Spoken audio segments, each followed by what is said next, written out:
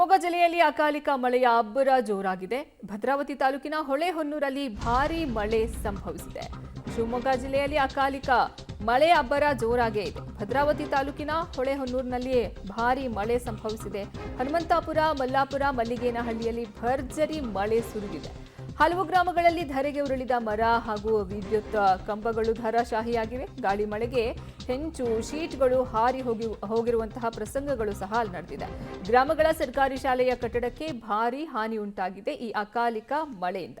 ಶಿವಮೊಗ್ಗ ಜಿಲ್ಲೆಯಲ್ಲಿ ಮಳೆ ಬಿದ್ದಿದೆ. ಇದರಿಂದ ಸಾಕಷ್ಟು ಅವಾಂತರಗಳು ಅಲ್ಲಿ ಸೃಷ್ಟಿಯಾಗಿದೆ. ಭದ್ರಾವತಿ ತಾಲೂಕಿನ ಹೊಳೆಹೊನ್ನೂರಲ್ಲಿ ಭಾರೀ ಮಳೆ ಬಂದಿದೆ. ಹನುಮಂತಾಪುರ, ಮಲ್ಲಾಪುರ, ಮಲ್ಲಿಗೇನಹಳ್ಳಿಯಲ್ಲಿ ಭರ್ಜರಿ ಮಳೆ ಸುರಿದಿದೆ. ಹಲವು ಗ್ರಾಮಗಳಲ್ಲಿ ಮರಗಳು ಧರೆಗೆ ಉರುಳಿದ್ರೆ ವಿದ್ಯುತ್ ಕಂಬಗಳು ಸಹ ನೆಲಕ್ಕೆ ಅಪ್ಪಳಿಸಿವೆ. ಗಾಳಿ ಮಳೆಗೆ ಹೆಂಚು, ಶೀಟ್ಗಳು ಹಾರಿ ಹೋಗಿರುವಂತಹ ಘಟನೆ ಸಹ ಆಗಿದೆ. ಗ್ರಾಮಗಳ ಸರ್ಕಾರಿ ಶಾಲೆಯ ಕಟ್ಟಡಕ್ಕೂ ಭಾರೀ ಹಾನಿ ಉಂಟಾಗಿದೆ. ಶಿವಮೊಗ್ಗದಲ್ಲಿ ಬಂದಂತಹ ಅಕಾಲಿಕ ಮಳೆಯ ಎಫೆಕ್ಟ್ ಇದು. ನೀವು ದೃಶ್ಯದಲ್ಲಿ ನೋಡ್ತಾ ಇದ್ದೀರಿ.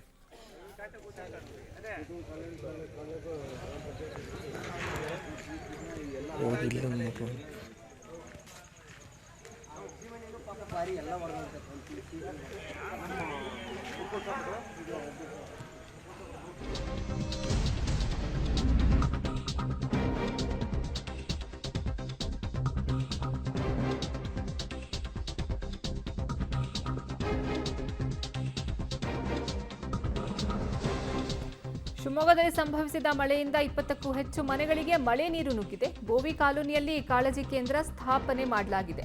100ಕ್ಕೂ ಹೆಚ್ಚು ಜನರಿಗೆ ರಾತ್ರಿ ಊಟದ ವ್ಯವಸ್ಥೆಯನ್ನ ಇಲ್ಲಿ ಕಲ್ಪಿಸಲಾಗಿದೆ. ಶಿವಮೊಗ್ಗದ ಭದ್ರಾವತಿ ತಾಲೂಕಿನಲ್ಲಿ ಭಾರೀ ಮಳೆ ಸುರಿದಿದೆ.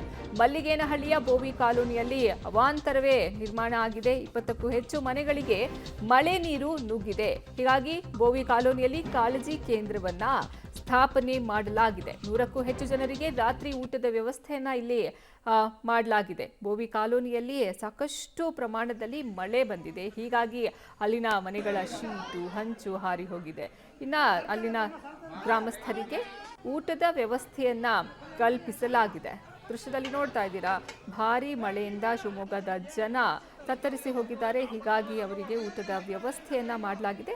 20ಕ್ಕೂ ಹೆಚ್ಚು ಮನೆಗಳಿಗೆ ಮಳೆಯ ನೀರು ನುಗ್ಗಿದೆ. ಹೀಗಾಗಿ ಅಲ್ಲಿನ ಜನರು ಮನೆಯಲ್ಲಿ ಇರೋಕೆ ಆಗದಂತಹ ಪರಿಸ್ಥಿತಿ ನಿರ್ಮಾಣ ಆಗಿತ್ತು.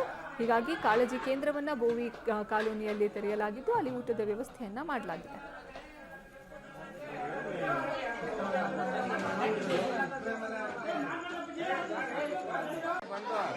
ಇಡೀ ಗ್ರಾಮವನ್ನೇ ನುಂಗಿ ನೀರು ಕುಡಿಬಿಟ್ಟೈತೆ ಮಳೆ ಹನಿ. ಹಾಗಾಗಿ ಎಲ್ಲ ಬಂದು ಸರ್ಕಾರದಿಂದ ಬಂದು ಎಲ್ಲ ರೈತರಿಗೆ ಬೆಳೆ ಪರಿಹಾರ ಮತ್ತು ಸಾಂತ್ವನಕ್ಕೆ ಮನೆಗಳನ್ನು ಮಂಜೂರು ಮಾಡಿಕೊಡ್ಬೇಕು. ಸ್ಥಳದಲ್ಲಿ ಬಂದು ಅಧಿಕಾರಿಗಳು ಅವರ ಪರಿಹಾರವನ್ನು ಬಗೆಹರಿಸಬೇಕು.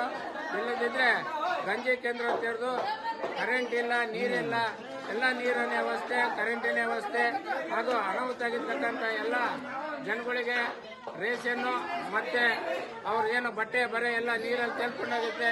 ಇವರಿಗೆಲ್ಲ ತಂದು ಕೊಡಬೇಕು ಸರ್ಕಾರದವರು. ಈಗಾಗಲೇ ಎಲ್ಲ ಅಧಿಕಾರಿಗಳ ಗಮನಕ್ಕೆ ಹೇಳಿದ್ದೀವಿ. ಬೆಳಿಗ್ಗೆ ಎಲ್ಲ ಅಧಿಕಾರಿಗಳು ಬರ್ತೀವಂತ ಹೇಳಿದ್ದಾರೆ.